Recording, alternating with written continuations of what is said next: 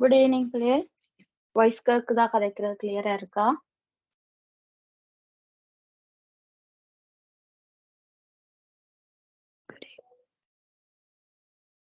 Good evening miss. கிளியரா கேக்குது. Okay, thank you.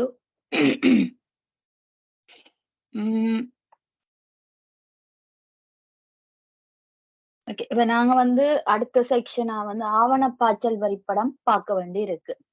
ஆவணப்பாய்ச்சல் வரிப்படத்துக்கு போக முன்ன ஒரு 10 days கேப் கொண்டு இருந்தபடியா உங்களுக்கு படிச்சது ஞாபகம் இருக்கோ தெரியல. சோ நான் ஒரு கண்டெக்ஸ்ட் டயக்ரத்தை ஞாபகப்படுத்திட்டு, அதாவது சூழல் வரிப்படம் அல்லது சூழ் வரிப்படம், அந்த கண்டெக்ஸ்ட் டயக்ரத்தை ஒருக்கா ஞாபகப்படுத்திட்டு ஒரு ஹோம்ஒர்க் கேள்வி செய்ய வேண்டி இருக்குத்தானே விளங்கப்படுத்த வேண்டி அந்த கேள்வியை விளங்கப்படுத்தி அதை ஞாபகப்படுத்தி கொண்டு ஆவணப்பாய்ச்சல் வரிப்படத்துக்கு போகலாம். சரியா?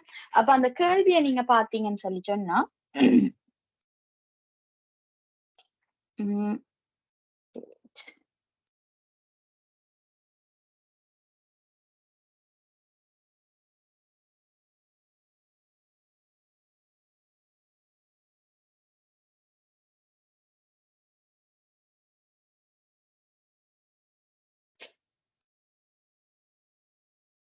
ஓகே, எங்கட இந்த சூழல் வரிப்படம் ஒன்றை நாங்க வரைகிறது என்றதை எடுத்துக்கொள்ளும் போது அதுல எங்களுக்கு தேவையானது பாத்தீங்கன்னா யாரு முறைமை, எங்களுக்கு இதுல யாரு முறைமையா இருக்க போறா, யாரு வெளியக உள்பொருளா இருக்க போறா என்றதான் மெயினான கன்செப்ட்.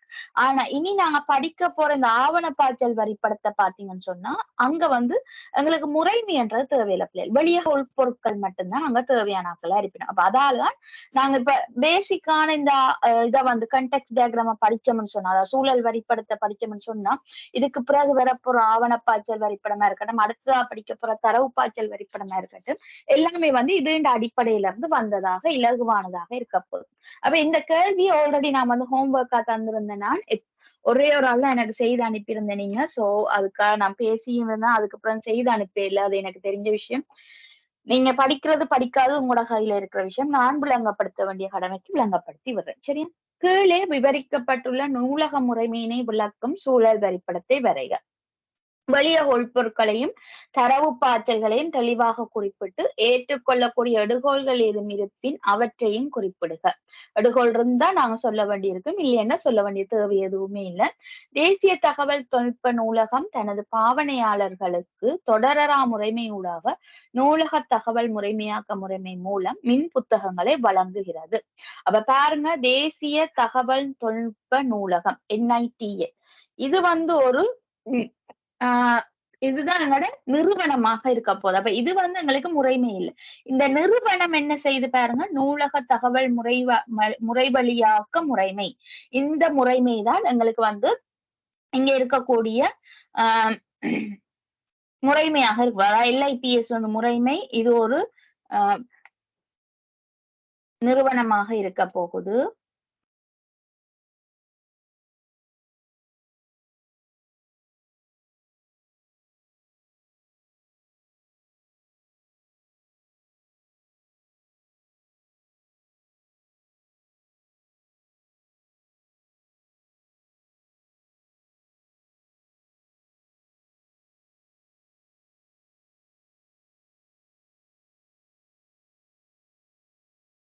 டீச்சர் உங்களோட மைக் ஆஃப் ஆகி. நான் கதைக்கல, உங்களுக்கு ஸ்கிரீன் ஷேர் ஆகுதா? ஓகே.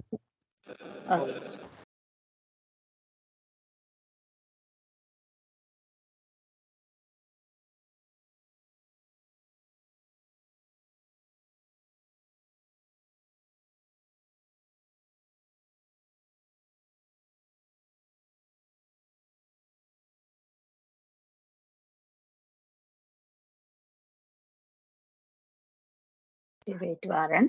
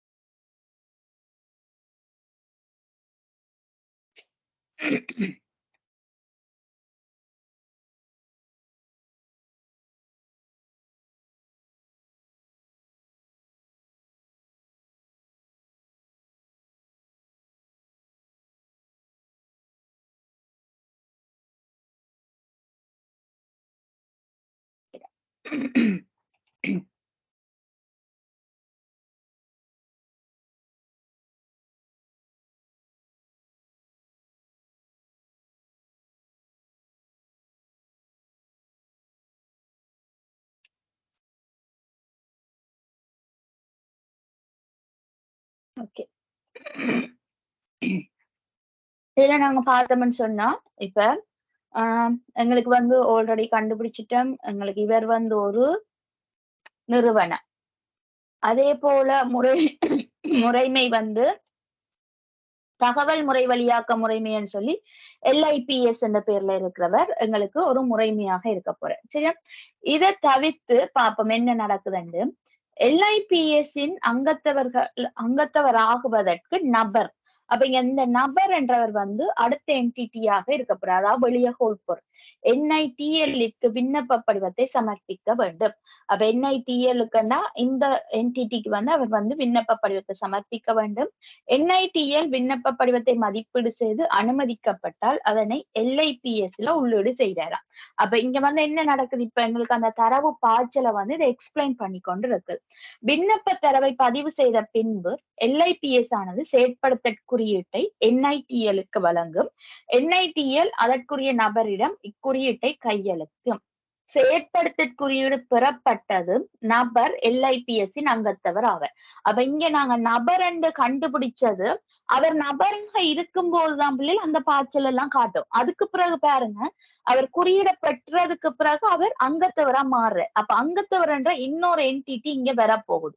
அவர் அங்கத்தவரா மாறினதுக்கு பிறகு என்ன செய்யறார்? LIPS-க்கு வந்து தனது செயற்படுத்த குறியீட்டை வழங்குவதன் மூலம் தனது பயனர் பெயர் கடவுச்சொல் என்பவற்றை பெற்றுக்கொள்ளலாம். அதன் பின்பு தனது பயனர் பெயர் கடவுச்சொல் என்பவற்றை LIPS-இல் பதிந்து மின் புத்தகங்களை பெற்றுக்கொள்வதற்காக உள்நுழையலாம். அப்ப எங்களுக்கு இந்த செயற்பாடுகள் தெரிஞ்சிட்டு இந்த நபரையும் அங்கத்தவரையும் நாங்க காட்டணும் என்ற விஷயம் எங்களுக்கு விளங்கிட்டேன்னா எங்களுக்கு ஈஸியா இந்த வரைபடத்தை கீறக்கூடியதா இருக்கும். அப்ப இதுல இருந்து கொண்டு நான் இப்ப ட்ரோ பண்ணி காட்டுறேன்னு பாருங்க என்ன மாதிரி வரப்போகுதுண்டு.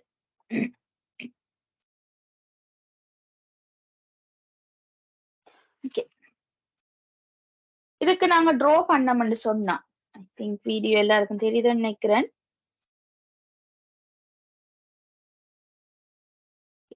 ட்ரா பண்ணோம்னு சொன்னா என்னென்ன கண்டிருக்கமோ அதுகள் அதாவது அது அந்த இப்ப முறைமைக்கு வந்து பாருங்க LIPS தந்திருக்காங்க. அதே போல அந்த நிறுவனத்துக்கு வந்து NITL தந்தாங்க. அப்ப நாங்க அந்தந்த நேமையே நாங்க பாவிச்சு கொள்ளலாம். அப்ப LIPS இத வந்து முறைமை வந்து எப்பயுமே செவ்வக பட்டியலால காட்டணும்னு சொல்லியிருக்கேன். இந்த முறைமையோட தொடர்பு பெற போறது ஒரு என்டிட்டி வந்து NITL. அடுத்த என்டிட்டி நபர். அடுத்தது வந்து அவர் அங்கத்தவரா ஆறது. இவ்வளவு நாங்க கண்ட விஷயம் அவளத்தையும் இங்க நோட் பண்றோம். அடுத்தது பாருங்க எங்களுக்கு என்ன சொல்லி இருக்குன்னு சொன்னா LIPS-இன் அங்கத்தவராவதற்கு நபர் ஒருவர் NITL-க்கு விண்ணப்ப படிவத்தை சமர்ப்பிக்க வேண்டும். நபர் வந்து NITL-க்கு தான் விண்ணப்ப படிவத்தை சமர்ப்பிக்க போறேன். அப்ப புள்ளிக்கோட்டுல 2 என்டிட்டிக்கு இடையில அதாவது 2 வெளியக உட்பொருளுக்கு இடையில எங்களுக்கு தொடர்பு இருக்குன்னு சொன்னால் அங்க வந்து என்ன நாங்க புள்ளிக்கோடுகளால காட்டணும். எனக்கு இந்த இடம் காணாது எழுதுறதுக்கு கண்டபடியா. ஓ சொல்லுங்க. ஓம் சொல்லுங்க. வாய்ஸ் காணா டீச்சர். சத்தம் குறைவா வருது டீச்சர். குறைவா கேக்குதா? Okay wait. நான் செக் பண்ணிட்டு வரேன். சொல்லுங்க.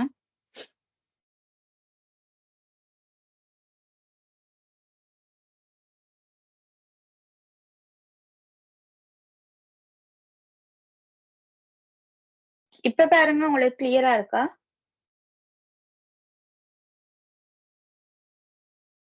டீச்சர்.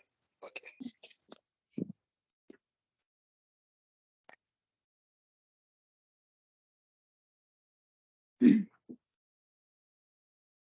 ஓகே. அப்ப இது பாத்தீங்கன்னு சொன்னா இந்த புள்ளிக்கோடுகள் போடுறது இந்த அம்புக்குறி எல்லாமே வந்து முறித்து கீறலாம். அதாவது இப்படி போய் இதுல ஒரு முறிவு கீறலாம், இப்படி கீறலாம், முறிக்கலாம். ஆனா அதுக்காக இந்த மாதிரி வளைகோடு பயன்படுத்தியெல்லாம் உங்களுக்கு முழுக்க பிழை. அந்த அப்படி நீங்க வளைகோட்டுல அம்புக்குறி ட்ரா பண்ணுவீங்களா இருந்தா உங்களுக்கு முழுக்கிலும் பிழையாகத்தான் வரும். சரியா? அப்ப அதை ஞாபகத்துல வச்சுக்கொண்டு முறிச்சு கீறி பழகுங்க. உங்களுக்கு இடம் காணாட்டி மற்றும்படி நீங்க வளைச்சு கீறாதீங்க அம்புக்குறியை. இப்ப இந்த அம்புக்குறி போட்டுட்டோம். அதுல என்ன சமர்ப்பிக்கிறவர் விண்ணப்ப படிவம்.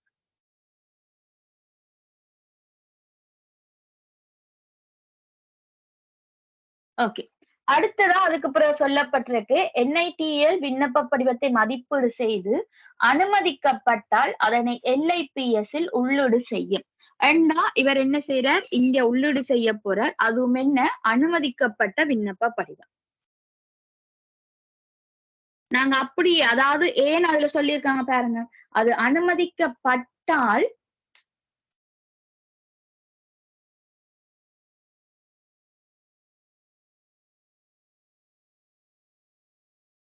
இல்ல நான் கதைக்கிறத கேக்குதா உங்களுக்கு? மிஸ். டீச்சர் ஓகே சரி.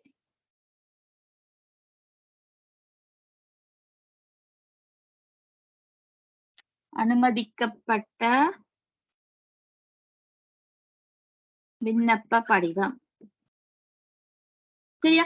ஏன் நாங்க இந்த அனுமதிக்கப்பட்ட என்ற வேர்ட் பயன்படுத்துறோம்டா இங்க நாங்க இந்த விண்ணப்ப படிவத்தை வந்து டிரெக்டா அந்த நபர் கொடுத்த விண்ணப்ப படிவத்தை அப்படியே அங்க அவர் வந்து அப்லோட் பண்றேன்னு சொல்லல. எங்களுக்கு அது சொல்லப்பட்டிருக்கு அதுல ஒரு வசனம்.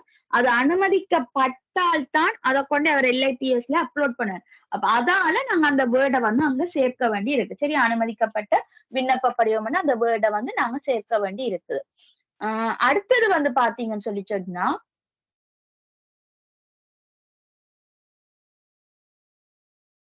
அதுக்கு பிறகு எங்களுக்கு சொல்லப்பட்டிருக்கு அதனை LIPS இல் உள்ளீடு செய்யும் விண்ணப்ப தரவை பதிவு செய்த பின்பு LIPS ஆனது செயற்படுத்தல் குறியீட்டை NITLக்கு வழங்க போகுது. அப்ப செயற்படுத்தல் குறியீடு யாருக்கு வழங்க போகுது? NITLக்கு இவர் வழங்க போற. இப்படி கீழே கீழேதான் அம்புக்குறி போடணும் மண்டியில பிள்ளைகள் மேல மேல மேலேயும் போட்டுக்கொண்டு போலாம். நான் இது மேலவையா போடுறேன். இப்ப செயற்படுத்தல் குறியீடு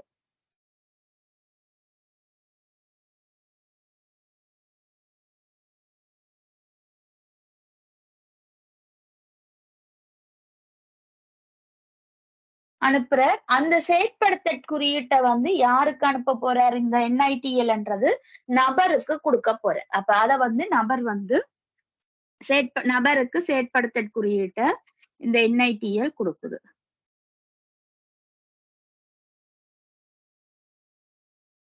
ஹோம்ஒர்க் கேள்வி எழுதினாக்கலன்னு சொன்னா உங்களோட கொப்பியில கேள்வி இருக்கும் பாருங்க பிள்ளைகள். டெலிகிராம்ல கேள்வி அனுப்பியிருந்தேன் நான். ஓகே, அது போனதுக்கு பிறகு அடுத்தது பாருங்க. இப்பதான் இந்த செயற்படுத்தல் குறியீடு இவருக்கு வந்ததுக்கு பிறகுதான் இந்த நபர் வந்து அங்கத்துவரா வருவாருன்னு போடுறது. அதுக்காக நாங்க இங்க வந்து நபர் அங்கத்துவரா மாறுறாருன்னு எந்த ஒரு அம்புக்குறியை போட்டு காட்ட வேண்டிய தேவை எங்களுக்கு இல்ல. எங்களுக்கு தேவை என்ன? இதுக்குள்ள நடக்கிற செயற்பாடுகளை காட்டுற மட்டும்தான் இந்த பாடம். அப்ப இங்க வந்து நபர் வந்து இப்ப அங்கத்தவரா மாறினதுக்கு பிறகு என்ன செய்ய போறார்? அந்த செயற்படுத்தல் குறியீட்டை கொண்டு LIPSல போட்டுட்டு அவருடைய பயனர் பெயரையும் கடவுச்சொல்லையும் வேண்ட போறார். அப்ப அங்கத்தவர் வந்து போயிட்டு இப்ப LIPSக்கு அந்த செயற்படுத்தல் குறியீட்டை கொடுக்க போறேன்.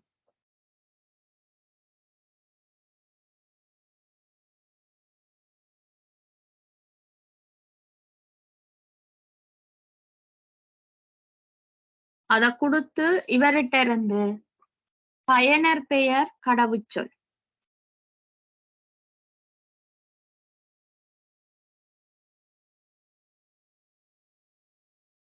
மிஸ் ஸ்கிரீன் தெரியலையே.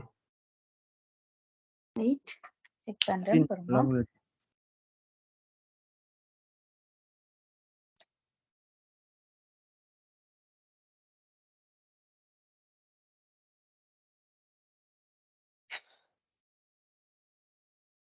வீடியோ தெரியலையா ஒருத்தருக்கு?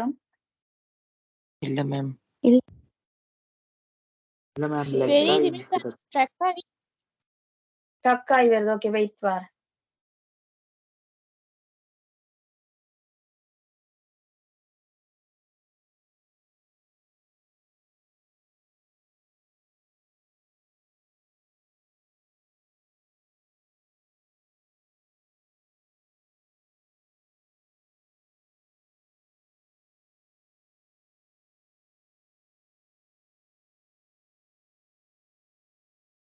இப்ப பாருங்க ஓகேயா இருக்கா? இல்ல ஸ்டக் ஆகுதா இப்பயே? Okay miss.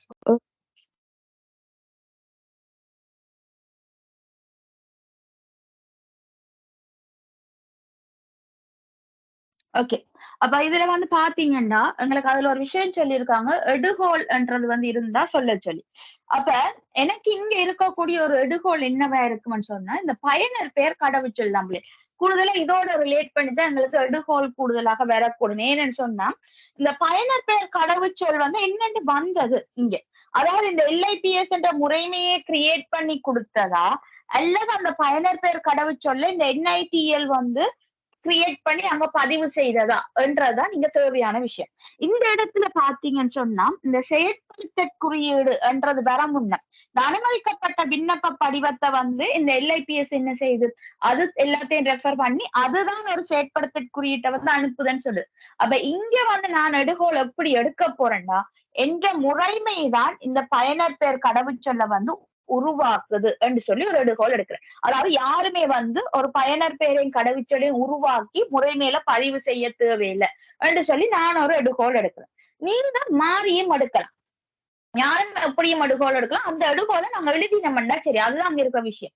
அப்ப எடுகோள் நாங்க என்ன சொல்ல போறோம்னா, இப்ப ஒரு ஆள் சொல்லலாம் என்னன்னா, NITL தான் இந்த பயனர் பெயர் கடவுச்சொல்ல உருவாக்கி LIPSல போட்டது என்று சொல்லியும் சொல்லலாம். அப்படி நீங்க சொல்ல போறீங்கன்னா, LIPSல வந்து NITL தான் பயனர் பெயரும் கடவுச்சொல்லையும் உருவாக்கி போட்டேன்னு சொன்னா, நீங்க எடுகோள்ல அதை சொல்லிட்டு ஒரு அம்புக்குறி போட்டு காட்டுவீங்க. நான் எடுகோள் எடுக்கிறேன். இந்த LIPS தான் பயனர் பெயரையும் கடவுச்சொல்லையும் உருவாக்கி குடுக்குது அங்கத்தவருக்கு என்று சொல்லி எடுக்கிறபடியா நான் இங்க வந்து எந்த ஒரு அம்புக்குறியும் போட்டு காட்டு. அவரே உருவாக்குறபடி யாரும் அப்லோட் பண்ண வேண்டிய தேவை இல்லை தானே. அதால நான் குடுக்காம எடுகோள்ல சொல்ல போறேன். பயனர் பெயரையும் பயனர் பெயர் கடவுச்சொல் என்பன முறைமையால்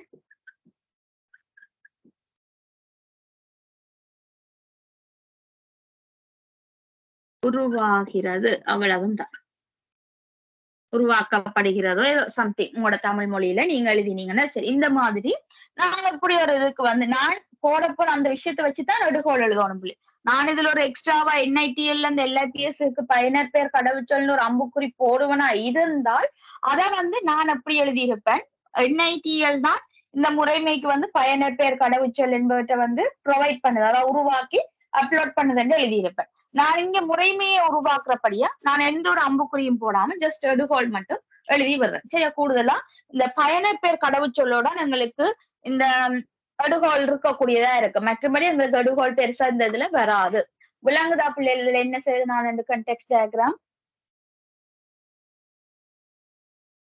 எக்ஸ்கியூஸ் மீ மிஸ். சொல்லுங்க மிஸ் இதுல மாத்தி எழுதுனா பிழை போடுவாங்களா? என்னத்தை மாத்தி எழுதினா?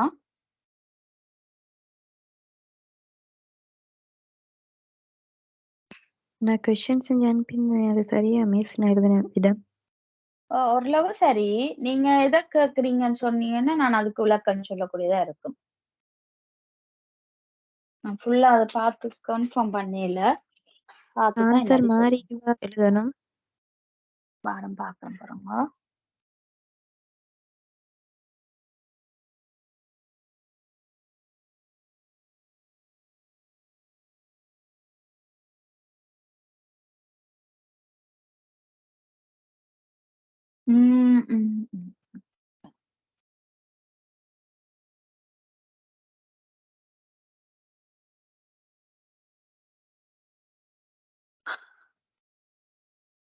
என்னட்ட அந்த உங்களோட ஹோம்ஒர்க் கொஸ்டின் இல்ல சவிஸ்கா. அவருக்கு நீங்க சென்ட் பண்ணீங்கடா திருப்ப நான் ஒருக்கா திருப்ப செக் பண்ணக்கூடியதா இருக்கு. Okay miss. ஒருக்கா செக் பண்ணி சொல்ல. நீங்க என்ன மாதிரி எழுதி இருக்கிறீங்கன்னு சொன்னீங்கன்னாலும் ஓகே. இதுல என்டிட்டிஸ் உங்களோட சரியா இருந்த நம்பர் அங்கத்துவரெல்லாம் போட்டிருந்த நீங்க. இதுல இந்த ஃப்ளோல ஏதாவது இந்த தரவு பாய்ச்சல் எதுவும் மாறி எழுதி இருக்கிறீங்களா?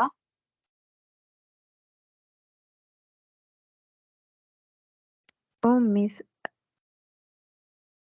மேல கீழேன்னு மாத்தி எழுதினா அதை பத்தி கேக்குறீங்களா இல்லாட்டி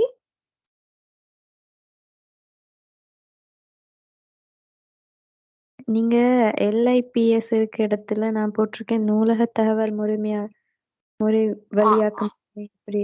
ஓகே ஓகே நீங்க அதை அப்படியே பெருசா போட்டிருக்கிறீங்க. அது பிழை இல்ல.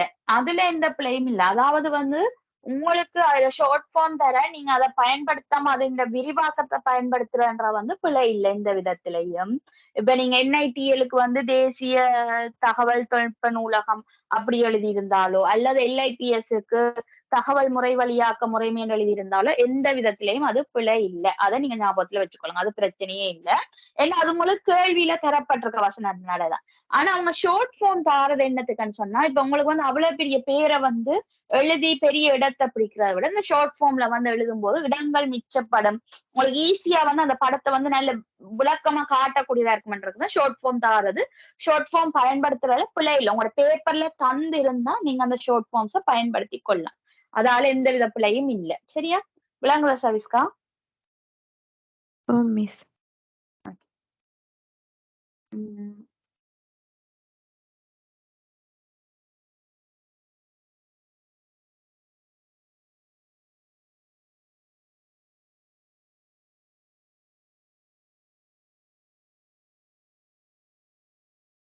டீச்சர் அந்த கடைசியாவது உள்ள அந்த மின் புத்தகங்கள் என்ற அது வராது டீச்சர். அந்த தனது பயனர் பெயர் கடவுச்சொல் என்பதை LIPS அதான் நான் அந்த ஃப்ளோ இன்னும் பார்க்க போறேன். அதுக்குதான் நான் போறேன் அடுத்த மிச்சம்.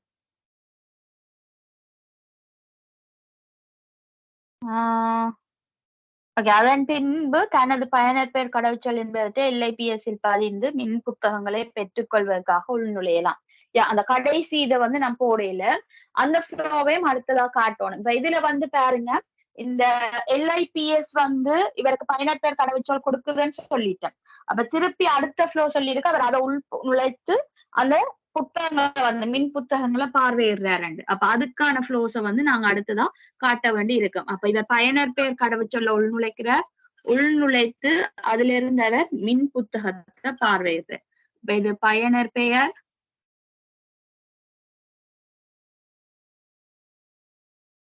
கடவுச்சொல் கொடுக்குற இங்க மின் புத்தகத்தை வந்து அவர் பார்வையிடுறார். சரியா அவ்வளவுதான் விஷயம். அந்த கடைசி ஃப்ளோவை நான் மிஸ் பண்ணிட்டேன். அவ்வளவு வரும். ஓகே பிள்ளை?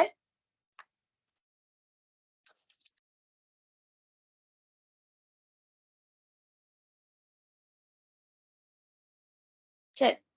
அப்ப அடுத்ததா வந்து நாங்க இப்ப ஆவணப்பாய்ச்சல் வரிப்படம் ஸ்டார்ட் பண்ண போறோம். அப்ப சூழல் வரிப்படம் இதோட சரி. உங்களுக்கு ஞாபகப்படுத்தலுக்காக ஒரு ஞாபகப்படுத்தலும் விட்டாச்சு. இனி ஆவணப்பாய்ச்சல் வரிப்படத்துக்கு போவோம். இந்த ஆவணப்பாய்ச்சல் வரிப்படத்தை பொறுத்த வரைக்கும் பிள்ளைகள் நாங்க எங்களோட இந்த வரிப்படத்துல என்ன காட்டுவோம்னு சொன்னா முறைமையை வந்து கன்சிடர் பண்ண மாட்டோம். அதாவது ஆவணங்கள்னா இப்ப பேப்பராகவோ அல்ல தொலைபேசி உரையாடலாகவோ ஒரு மின்னஞ்சலாகவோ ஒரு மெசேஜோ கணனிகளுக்கு இடையிலான தரவுகளோ இந்த பரிமாற்றத்தை பத்தி கதைக்கிறது தான் இந்த ஆவணப்பாய்ச்சல் வரிப்படமா இருக்கு. இப்ப நான் வந்து உங்களுக்கு ஒரு PDF டாக்குமெண்ட் வந்து ஒரு டெலிகிராம்ல அனுப்புறேன் சொன்னா ஆசிரியரும் மாணவருக்கும் இடையில அப்ப ஆசிரியர்ன்றதும் ஒரு என்டிட்டி வழியாக உள்பொருள், மாணவர்கள் என்றதும் ஒரு வழியாக உள்பொருள். அப்ப அதை வந்து நாங்க காட்டுறதுதான் இந்த ஆவணப்பாய்ச்சல் வரிப்படமா இருக்கும். அப்ப இங்க வந்து பாத்தீங்கன்னா இதே விஷயம் தான். அதாவது நாங்க இந்த சூழல் வரிப்படத்துல பயன்படுத்துற போல இந்த ஃப்ளோக்கு வந்து நாங்க டாட் லைன்ஸ் இந்த அம்புக்குறிகள் வந்து சாலிட் லைன்ஸ் என்ற இந்த கான்செப்ட் அப்படியே பயன்படுத்த போறோம். ஏன்னு சொன்னா இங்க நாங்க என்ன கழிச்சிருக்கோம் சூழல் வரிப்படத்துல ஒரு முறைமைக்கும் என்டிட்டிக்கும் இடையில தரவு போகும்போது மாத்திரம்தான் எனக்கு வந்து இந்த மாதிரி அதாவது ஒரு முறைமைக்கும் ஒரு வழியாக உட்பொருளுக்கும் இடையில தரவு பரிமாற்றம் இருக்கும்போது மாத்திரம்தான் எனக்கு சாலிட் லைன்ஸ் இருக்கும்னு பார்த்திருக்கேன். இந்த ஆவணப்பாய்ச்சல் வரிப்படத்தை பொறுத்த வரைக்கும் இந்த முறைமை வந்து எங்களுக்கு வராது. ஆவணப்பாய்ச்சல் வரிப்படத்துக்கு சில முறைமை வந்து எங்களுக்கு வராது. ஏன்னு சொன்னா இந்த முறைமைக்கு இடையில வந்து ஆவணங்கள் போகுது அது தரவு பரிமாறப்படுதுன்னு சொன்னா அதுகள் எல்லாம் நாங்க எங்க காட்ட போறோம், இந்த முறைமையோட காட்டுறது வந்து எங்க காட்ட போறோம்னு சொன்னா எங்களோட தரவு பாய்ச்சல் வரிப்படத்தெல்லாம் காட்டுவோம் அல்லது எங்களோட சூழல் வரிப்படத்துல காட்டும். ஆனா இங்க வந்து சரியா இந்த ஆவண பாய்ச்சல் வரிப்படத்தை பொறுத்த வரைக்கும் ஒரு ரெண்டு வெளியக உள்பொருளுக்கு இடையில என்னென்ன பாய்ச்சல் நடக்குதுன்றதான் கதைக்கப்புறம். இப்ப இங்க வந்து எங்களுக்கு என்ன ஆவணங்கள்னு சொன்னா இப்ப கடதாசி தாள்களா கூட அது பரிமாறப்பட்டிருக்கலாம், அல்ல ஒரு பிடிஎஃப் டாக்குமெண்டா பரிமாறப்பட்டிருக்கலாம், இல்ல வாட்ஸ்அப்ல ஒரு மெசேஜா பரிமாறப்பட்டிருக்கலாம். அதுகளைத்தான் கதைக்க போறோம். அதுல வந்து என்ன நடக்க போனா எங்களுக்கு ரெண்டு வழியாக உள்பொருள் தொடர்பு பட போதும். அப்ப ரெண்டு வழியாக உள்பொருளுக்கு இடையில எங்களுக்கு பாய்ச்சல் நடக்குதுண்டா நாங்க இந்த மாதிரி டொட் லைன்ல காட்ட வேண்டி இருக்க போதும். சரியா அதே ரூல்ஸ் தான் எங்களுக்கு. அதே அங்க சூழல் வரிப்படத்துல இந்த அம்புக்குரிய வளைச்சு கீறக்கூடாது, முடிச்சு கீறலாம், மற்ற வந்து டொட் லைன்ஸ் தான் பயன்படுத்தணும். அங்க இருக்க அதே ரூல்ஸுக்கு ஏற்பட்டால் இவரையும் நாங்க வரைய போறோம். வேற எந்த மாற்றமும் இங்க இல்ல. அப்ப இங்க வந்து பாத்தீங்கன்னு சொன்னா இந்த ஆவண பாய்ச்சல் வரிப்படத்தை பொறுத்த வரைக்கும் பாத்தீங்கன்னு சொன்னா பிள்ளையர் இவருக்கு வந்து ஒரு அனுப்புனரும் பெறுநரும் தான் முக்கியமாக இருக்க போற. அதாவது யார் இந்த டாக்குமெண்ட்டை வந்து அதாவது அந்த ஆவணத்தை வந்து யார் அனுப்புறா அதை வந்து அனுப்புனர் சோர்ஸ் என்று சொல்லுவோம். சரியா சோர்ஸ் யாரு, அதே போல பெறுநர் அதை பெற்றுக்கொள்ள போறவர் யாரு, இவ்வளவுதான் விஷயம். அப்ப இது வந்து பெரும்பாலும் உங்களுக்கு இந்த ஆவண பாய்ச்சல் வரிப்படம் ஒரு சினாரியோவா சொல்லப்பட்டு வராது. அதாவது அந்த அனுப்புனர் யாரு, பெறுநர் யாரு, என்ன டாக்குமெண்ட் அனுப்பப்பட்டது அல்ல என்ன மெசேஜ் பரிமாறப்பட்டது என்றதான் உங்களுக்கு சொல்லப்பட்டு வரும். இப்ப இதை வந்து நாங்க ரிசீவர்ன்னு சொல்லுவோம், பெறுநர். சரியா அப்ப அனுப்புனர் யாரு, பெறுநர் யாரு, என்ன டாக்குமெண்ட் போனப்படும். அப்ப இதுல ஃபார் எக்ஸாம்பிளுக்கு வந்து நான் இப்படி ஒன்று வைக்கிறேன். சரி இந்த அனுப்புனருக்கு வந்து ஆசிரியர்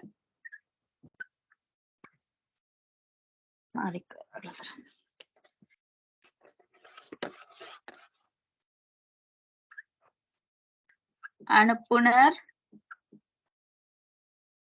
ஆவணம் ஸ்டெக் ஆகுது. இல்ல எல்லாருக்கும் ஸ்டக் ஆகுதான் வைக்கிறது இல்ல டீச்சர்.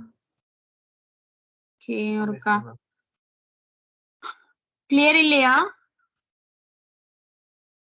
ஓகே கிளியர் ஆயிடுச்சு. ஓகே சரி.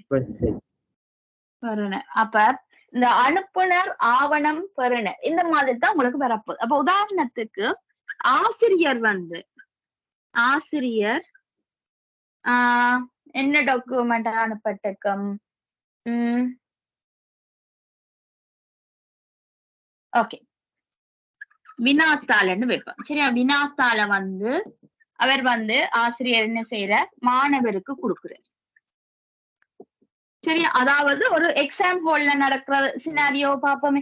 அவர் வந்து ஆசிரியர் வந்து ஒரு வினாத்தாள வந்து மாணவருக்கு ப்ரொவைட் பண்ற, திருப்பி மாணவர் என்ன செய்யறாருன்னு சொன்னா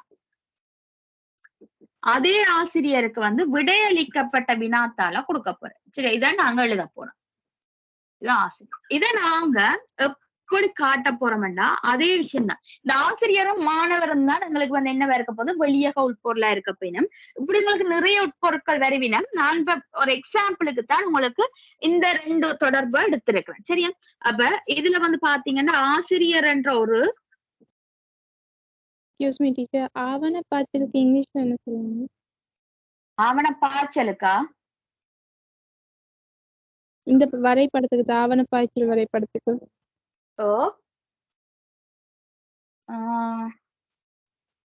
சூழல் வரைபடம். சூழல் வரைபடத்துக்கு வந்து கான்டெக்ஸ்ட் டயகிராம். இதுக்கு வந்து இதுக்கு வந்து டாக்குமெண்ட் ஃப்ளோ டயகிராம்னு சொல்லப்படுது. ஆனா அது எந்த அளவுக்கு சரியன்னு எனக்கு தெரியாது. Level 1 diagram. லெவல் 1 டயகிராம்ன்ற வந்து டேட்டா ஃப்ளோ டயகிராம், தரவு பாய்ச்சல் வரைபடம். உங்களுக்கு மொத்தமா வந்து நான் ஆரம்பத்துல விளக்கம் தந்தேன். எதுக்கு ஆவண பாய்ச்சல் வரைபடத்திலயா? இது இந்த சப்ஜெக்ட் போல தானே வரும். இதுக்குள்ளதான். அதாவது இப்ப ஆவண பாய்ச்சல் வரைபடம் படிச்சு முடிச்சதுக்கு பிறகுதான் நாங்க தரவு பாய்ச்சல் வரைபடத்துக்கு போறோம். லெவல் 1 டேட்டா ஃப்ளோ டயகிராம் போவோம். ஓகே. ஓகே அப்ப இங்க ஆசிரியர் இருக்கிறார், அதே போல மாணவர் வரப்போறார். சரியா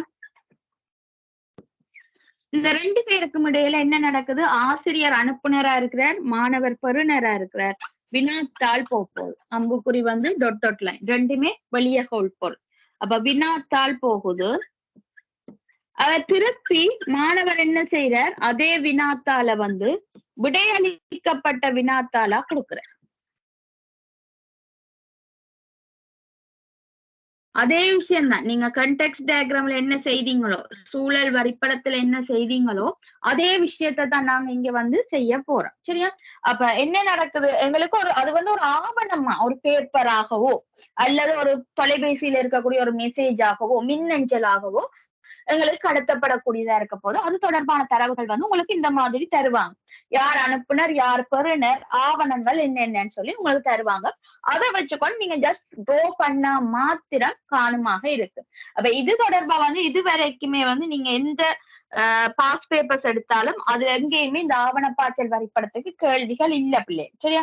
இதுதான் மாடல்னு சொல்றதுக்கு கேள்விகள் அங்க இல்ல. நாங்க ஜஸ்ட் வந்து என்ன செய்யறோம்னு சொன்னா படிச்சுட்டு இப்படி ஒரு கேள்வி வந்தா பிராக்டிஸ் பண்றதுக்கா. ஏன்னா இந்த ஆவணப்பாய்ச்சல் வரைபடம் என்ற வந்து நியூ சிலபஸ்ல வந்த பாடம். அப்ப நியூ சிலபஸ்ல அப்டேட் ஆகும்போது நியூ சிலபஸ்ல இருக்கிற அந்த பாடத்துக்கு வந்து இன்னுமே அதாவது இந்த 3 இயர்ஸ் பேப்பர்ஸ்ல வந்து கேள்விகள் வரையல ஆவணப்பாய்ச்சல்.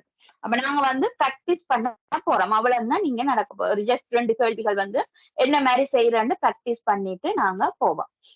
சரியா? ஓகே. ஏதாவது டவுட் இருக்கா இந்த ஆவணப்பாய்ச்சல் வரைபடத்துல?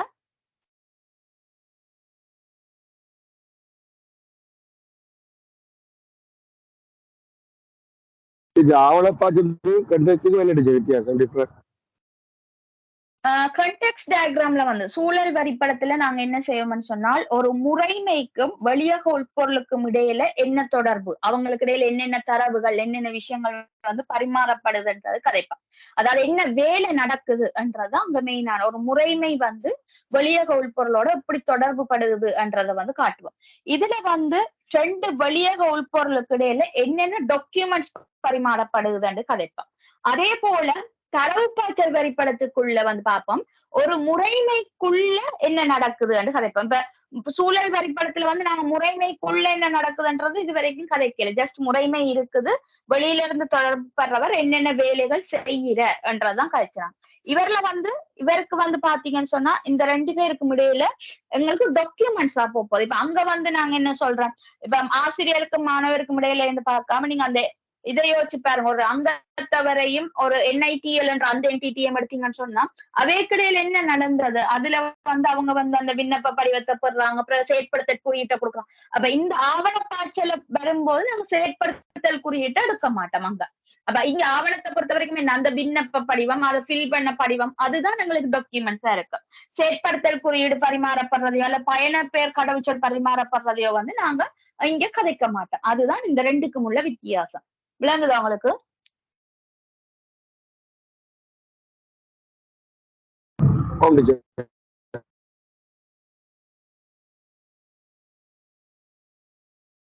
ஓகே. அப்ப நோட்ஸ் எழுதுங்க. நோட்ஸ் எழுதிட்டு கடைசியா வந்து எக்ஸாம்பிள் நாங்க இதை எழுதுவோம். சரியா?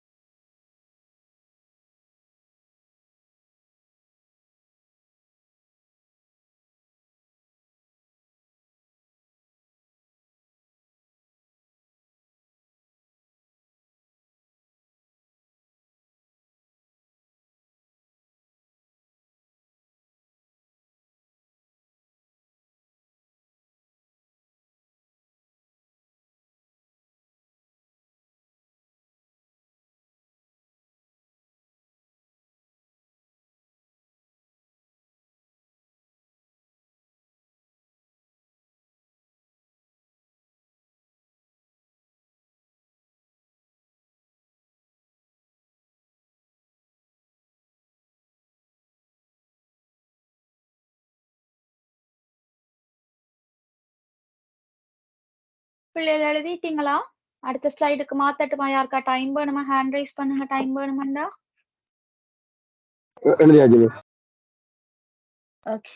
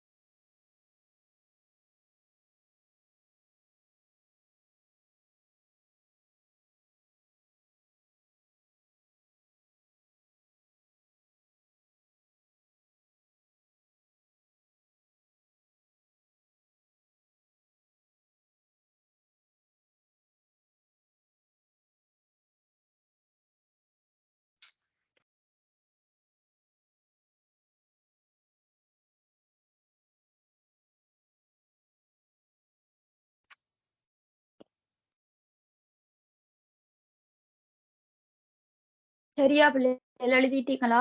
டைம் வேணுமா யாருக்காவது? ஹேண்ட் ரைஸ் பண்ணுங்க, டைம் வேணுமெண்டா.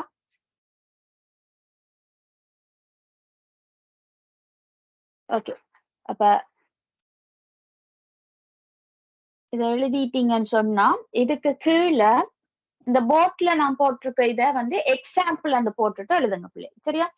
எக்ஸாம்பிள் போட்டுட்டு இந்த டேபிள் மாதிரி ஒரு சின்ன ஒன்ன போட்டுட்டு கீழ படத்தை வந்து நோட் பண்ணி கொள்ளுங்க.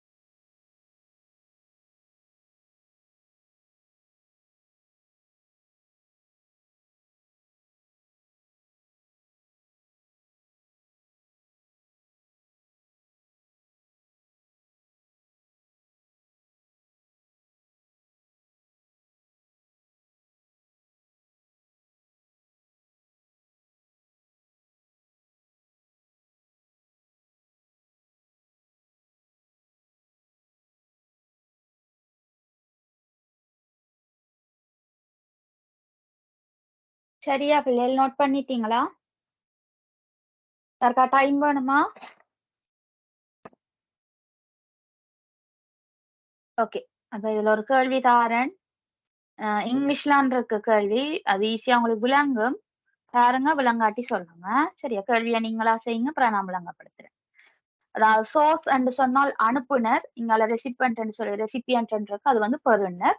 இடைக்குள்ள அவங்களுக்கு இடையில இருக்கக்கூடிய டாக்குமெண்ட்ஸ் இருக்கு. சரியா? நீங்களா இதை பார்த்து செய்யுங்க. அதுக்கு பிறகு நான் உங்களுக்கு எப்படி ட்ரா பண்றேன்னு விளங்கப்படுத்துறேன்.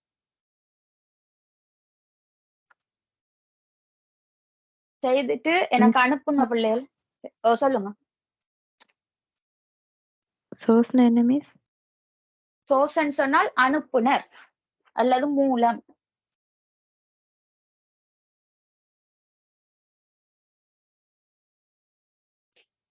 செய்துட்டு போட்டோ எடுத்து டெலிகிராம்ல அனுப்பி விடுங்க எனக்கு செக் பண்றதுக்கு.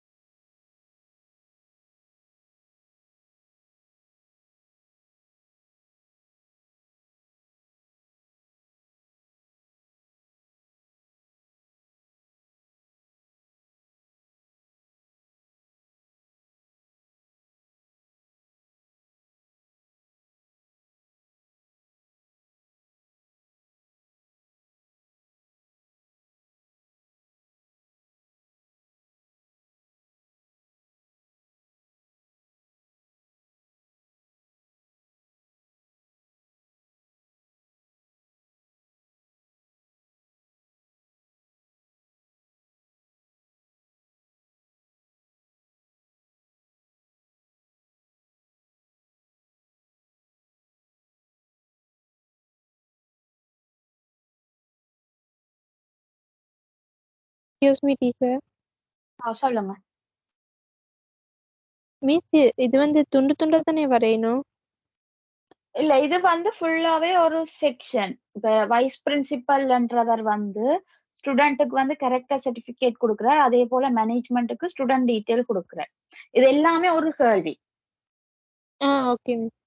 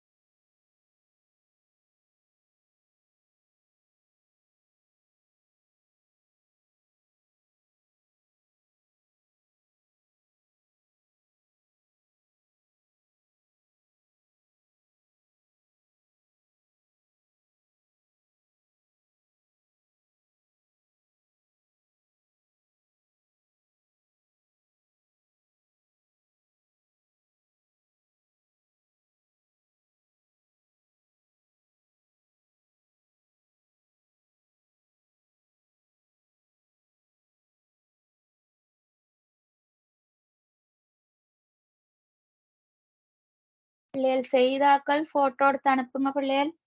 2 பேர் தான் அனுப்பியிருக்கிறீங்க.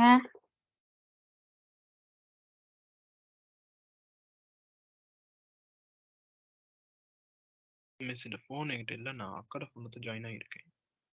ஓகே சரியா, பிரச்சனை இல்லை. மிச்ச அக்கள் அனுப்பலாம்.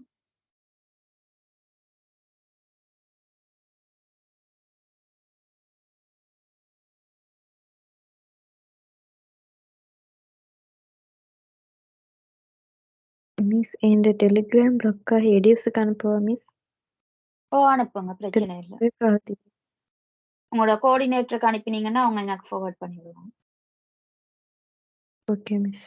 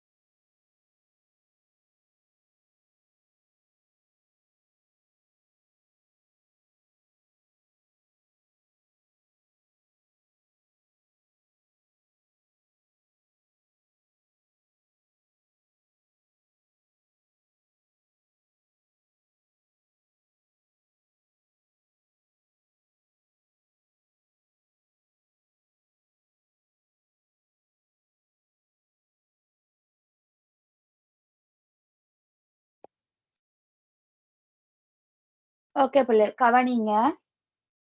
இப்ப இந்த இடத்துல வந்து நாங்க பார்க்க வேண்டியது பாத்தீங்கன்னு சொன்னா சரி, எங்களுக்கு இதுல என்ன செய்ய போறோம், எங்களுக்கு என்னென்ன வெளியக உள்பொருள் இருக்கு, எங்களுக்கு தேவை இந்த வெளியக உள்பொருட்கள் தான். இந்த வெளியக உள்பொருட்களை எடுத்துக்கொண்டு நாங்க அங்க வந்து இத வந்து ட்ரா பண்ண போறோம். அப்ப இதுல வந்து பாத்தீங்கன்னா எங்களுக்கு வந்து வைஸ் பிரின்சிபல் இருக்கிற, இந்த பக்கம் பேரண்ட் இருக்கு, பிரின்சிபல் இருக்கு. அதே போல இங்கால ஸ்டூடெண்ட், மேனேஜ்மெண்ட், மிச்சம் அதாவது பேரண்ட் எல்லாம் இதுக்குள்ள வந்துட்டு. ஓகே, இதை வச்சுக்கொண்டு அதாவது அனுப்புனர் இந்த சோர்ஸ் ரெசிபியன்ட் எங்களுக்கு ஏன் தெரியும்னா அம்புக்குறி வந்து எந்த பக்கத்தை பார்த்து வரப்போகுது என்றதை பாக்குறதுக்கு தான். அப்ப சோர்ஸ் என்றால் அனுப்புனர், அனுப்புனர் என்ற பக்கம் வந்து அம்புக்குறி ஸ்டார்ட் பண்ணி முடிகிற இடம் வந்து அங்கால ரெசிபியன்ட் பக்கத்துல போகுது. சரியா? அப்ப என்னன்னு இதை ட்ரா பண்ண போறோம்னு பார்ப்போம். இதுல இன்னொரு விஷயமும் இருக்கு, அதாவது சூழல் வரைபடத்துல நாங்க செய்யாத இன்னொரு விஷயமும் இதுல வரப்போது, அதையும் நான் சொல்லித்தாரேன் பாருங்க.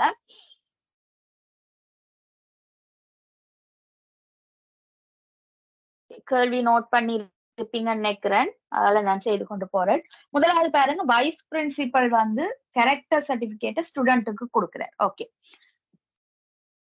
வைஸ் பிரின்சிபல்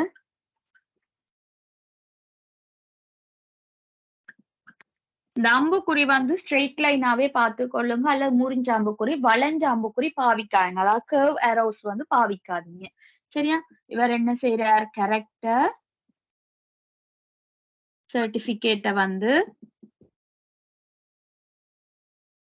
யாருக்கு கொடுத்தவர்? ஸ்டூடெண்ட்டுக்கு. அப்ப அந்த ரெசிபியன்ட் பக்கம் இருக்கிற அந்த இதுதான் என்ன வரப்போ இந்த அம்புக்குறியிட்ட இந்த முடிவு பக்கத்துல வந்து நிற்பேன். சரியா?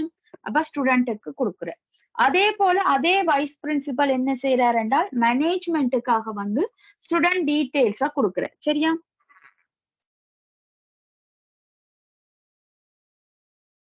மேனேஜ்மெண்ட்டுக்கு ஸ்டூடெண்ட் டீடைல்ஸா கொடுக்குறேன்.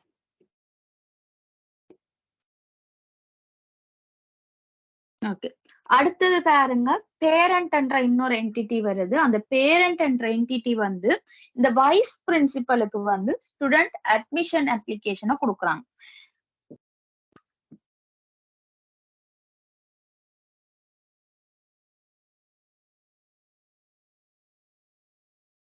Student admission application. ஓகே. இவர் அப்ளிகேஷனை கொடுத்ததுக்கு பிறகு திருப்பி வைஸ் பிரின்சிபலுக்கு வந்து என்ன செய்ய போறாருன்னு சொன்னா ஸ்டூடெண்ட் ரெஜிஸ்ட்ரேஷனை கொடுக்க போறேன். இதுக்கு வந்து பாத்தீங்கன்னு சொன்னா இப்ப இதுக்குள்ள இந்த அம்புக்குறி வந்து ஒரு நெருங்கி கொண்டு இருக்கிற மாதிரியா இருக்கு. அப்ப இதுக்கு நான் என்ன செய்ய போறேன்னு சொன்னா இந்த இதுதான் நீங்க கவனிக்க வேண்டிய. நாங்க இது வந்து சூழல் வரைபடத்துல செய்யறே இல்லை. டூப்ளிகேட் என்டிட்டின்னு சொல்லி ஒன்று கிரியேட் பண்ணலாம். அதாவது பாருங்க, எனக்கு இவருக்கு வந்து இப்ப இந்த வைஸ் பிரின்சிபலுக்கு போட வேண்டியெல்லாம் போட்டுட்டேன். எனக்கு வந்து இதுல வந்து இப்ப அடுத்ததை இணைக்கிறதுக்கு இடம் காணாத மாதிரி இருக்கு. ஏன்னா இப்ப அம்புக்குறி இதுக்குள்ள போட்டீங்கன்னா நாங்க இதுக்குள்ள எழுதுறதுக்கு வந்து இடம் காணாத மாதிரி இருக்குது என்று சொன்னா டூப்ளிகேட், அதாவது ஒன்றுக்கு வந்து டூப்ளிகேட்டுக்கு எனக்கு தமிழ் தெரியல. அதாவது ஒன்று போலவே இன்னொன்று பிரதியாக வரைகிறது. அது வந்து இந்த ஆவணப்பாய்ச்சல்ல பொருந்தும் பிள்ளைகள். அதாவது உங்களுக்கு இடம் இல்லாட்டி எல்லா என்டிட்டியும் டூப்ளிகேட் பண்ணிடாது, ஏதாவது ஒரு வழியாக உள்பொருளை மட்டும் நீங்க இங்க வந்து டூப்ளிகேட் பண்ணலாம். அப்ப நான் இங்க பிரின்சிபல் என்ற என்டிட்டி போடுறேன். இந்த பிரின்சிபலுக்கு தான் யார் என்ன செய்ய போறா?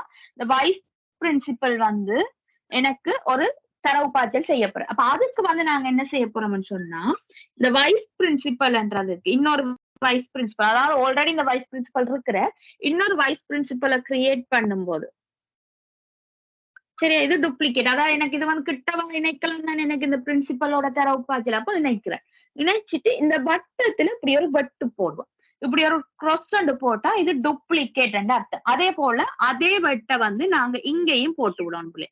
அதாவது பார்த்தோன விளங்கும் என்னன்னா இந்த ரெண்டும் வந்து ஒரே மாதிரியான என்டிட்டி டூப்ளிகேட் பண்ணி இருக்கிறோம். அது இந்த ஆவண பாய்ச்சல்ல மட்டும் பொருந்தக்கூடிய ஒரு விஷயம். அப்ப இதை வந்து ஞாபகம் வச்சுக்கொள்ளுங்க.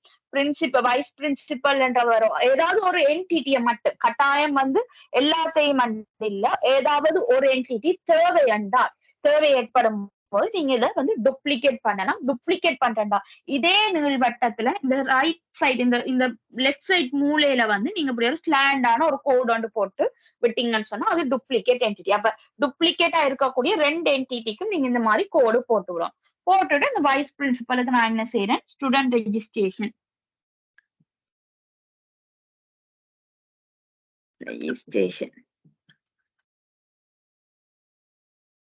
ஓகே. அவர் ஸ்டூடெண்ட் ரெஜிஸ்ட்ரேஷனை கொடுக்குற. பிரின்சிபல் வந்து ஸ்டூடெண்ட்டுக்கு ஸ்டூடெண்ட் ப்ரோக்ரஸ் ரிப்போர்ட்டை கொடுக்குறேன். ஓகே.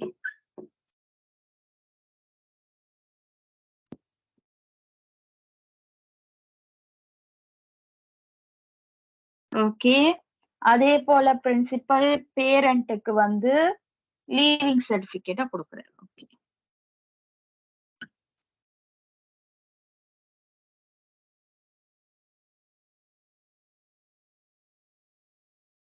இதெல்லாம் பாத்தீங்கன்னா ஒரு ஸ்கூல்ல நடக்கக்கூடிய அந்த டாக்குமெண்ட் பாய்ச்சல்கள் என்னென்ன இது, அதாவது மெயினாக இருக்கக்கூடிய ஆக்கள் என்னென்ன ஆவணங்களை வந்து பரிமாறிக்கொள்றாங்க என்றதான் இதுல உங்களுக்கு கேள்வியா இருக்கு. விளங்குதா பிள்ளைகள் நான் டூப்ளிகேட் என்டிட்டி போட்டது? இதுல ஏதாவது டவுட் இருக்கா?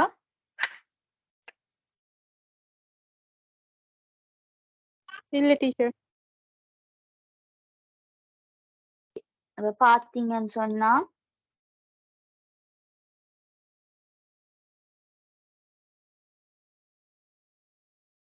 இதுல பாத்தீங்கன்னு சொன்னா ஸ்டூடெண்ட்ன்றது இப்ப எனக்கு வந்து இங்க வைஸ் பிரின்சிபல் என்ற இதுல வந்து நான் ட்ரா பண்ணும்போது வைஸ் பிரின்சிபலுக்கு இடம் காணாததால நான் வைஸ் பிரின்சிபலை டூப்ளிகேட் பண்ணினான்.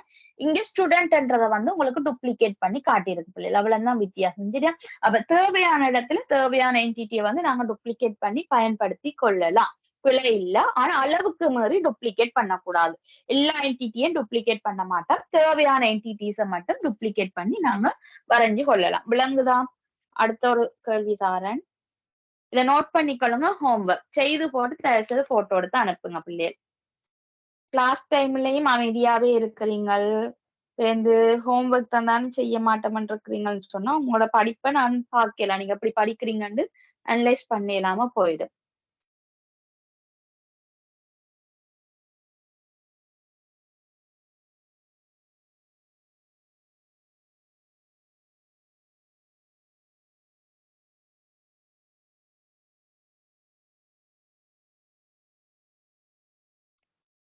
மிஸ் என்ன டவுட் உண்டு? சொல்லுங்க. இந்த முறை ஜிட் பேப்பர் வந்த மாதிரியா மிஸ் ஐசிடி வரும் ஃபைனலுக்கு? ஜிட் பேப்பர் ஜிட் பேப்பரும் ஐசிடி பேப்பரும் ஒரே மாதிரி இருக்காது. ஜிட் வந்து பேசிக்கான ஒரு கொஞ்சம் விஷயம் தான் இருக்கும். அது வந்து ஓஎல்ல நீங்க படிச்ச எக்ஸெல், எம்எஸ் ஆஃபீஸ் எல்லாமே ரிலேட் பண்ணி வர்றது ஜிட் பேப்பர்.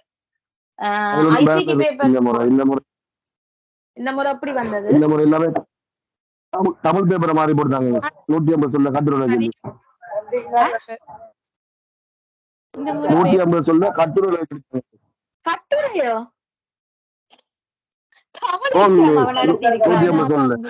விளக்கு அப்படி வராது. ஜிட் பேப்பர் மாதிரி உங்களுக்கு ஐசிடி பேப்பர் வராது. ஐசிடி வந்து உங்களுக்கு ஸ்டாண்டர்டா தான் வரும். எல்லாரும் உங்களை சொல்றாங்க பாஸ் பேப்பர் மாடல்லாம் வரும். சரியா? ஐசிடி சொல்லுங்க. நாங்களுமே ICT 2016 ஆண்டு விலங்கினது 2017 ஆண்டு வந்து ஜிட் கடைசி பாஸ் பேப்பர் போல. ஆனா அப்படி ஒன்றுமே வரும். ஓகே, மேபி உங்களுக்கு வந்து இதை மாத்தணும்ன்றதுக்காக மாத்திருப்பாங்க. மாடலை மாத்தணும்னு மாத்திருப்பாங்க. அது இப்ப ஜிட் வந்து உங்களுக்கு பெரிய ஒரு விஷயமே இல்ல. உங்களுக்கு ரிசல்ட்ஸ் ரிலீஸ் ஆனாலும் பெருசா நீங்க அது வந்து பெருசா யோசிக்க தேவையில்லை. மெயினான வந்து ஏஎல்ல வந்து உங்களுக்கு மெயின் வந்து ஃபைனலா நடக்கிற அந்த எக்ஸாம்ஸ் மட்டும்தான் மெயின் புள்ளியல. அது வந்து ஒரு நாள் மாறாது.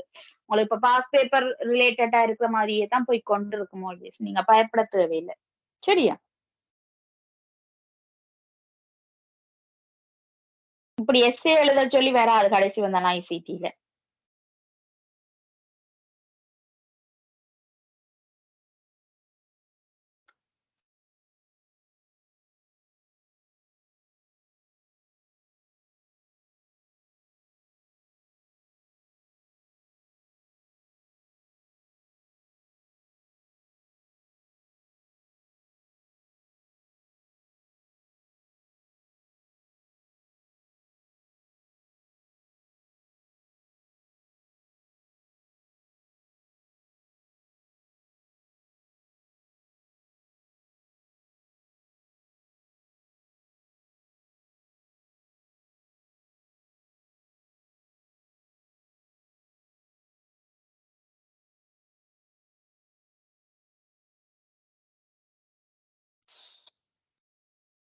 இந்த வச்சு நோட்டு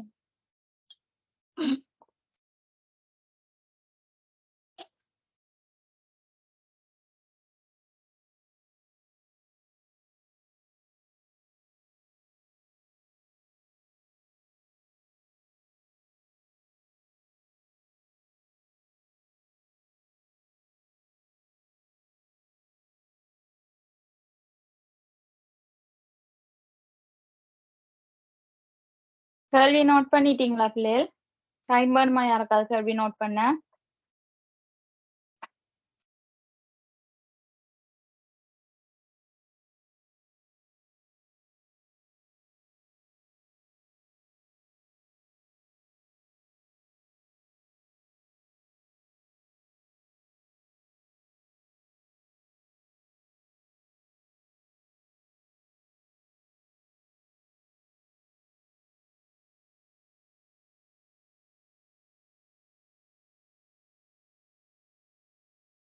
ஓகே. அப்ப இவ்வளவு ஹோம்வொர்க் பிள்ளைகள் ஹோம்வொர்க் செய்து செட் பண்ணுங்க. அடுத்த கிளாஸ் பார்ப்போம்.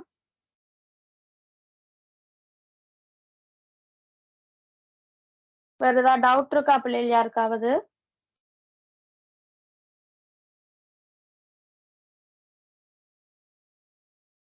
ஓகே பிள்ளைகள். இதுல நோன்பு இருக்கிறார்கள் யார் பிள்ளைகள்? கிளாஸ் டைம் உங்களுக்கு ஓகேயா இருக்கா? 7 மணிக்கு வைக்கிறது. மேம் 7:30 ஆக்கலுமா? அதுக்கு தான் கேக்குறேன். யார் யாருன்னு சொல்லி ஹேண்ட் ரைஸ் பண்ணீங்கன்னு சொன்னா நான் ஒருக்கா செக் பண்ணக்கூடியதா இருக்கு. உங்களுக்கு நோன்பு எப்ப முடியுது? 30 டேஸா இல்ல 48 டேஸா உங்களுக்கு நோன்பு? 30 days மேம். 30 டேஸ். ஓகே. ஷாபிர் மிச்சாக்களுக்கு பிரச்சனை இல்லையா பிள்ளைகள்? 7க்கு கிளாஸ் இருக்கிறது. உங்களுக்கு நோன்பு ஓகேயா இருக்கு, நோன்பு திறந்து கிளாஸ் ஜாயின் ஆக ஓகேயா இருக்குன்னா பிரச்சனை இல்லை. அவ ஷாபிர் உங்களுக்கு மட்டும்தான் பிரச்சனை நினைக்கிறேன். மிச்சாக்கள் ஓகே.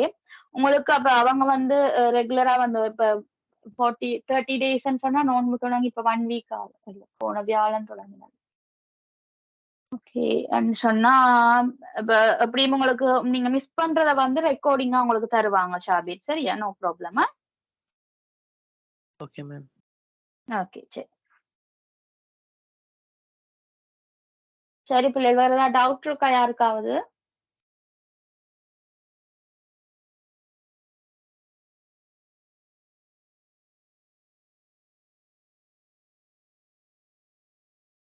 ஓகே பிள்ளை. அப்ப கிளாஸ் முடிக்கிறேன். Bye, good night. Monday thank you பாப்போம். Miss. Good night. Monday class இருக்கு எல்லாருக்கும். 8க்கு ஞாபகம் இருக்கு தானே? ஓகே ஓகே பிள்ளை. Bye, good night.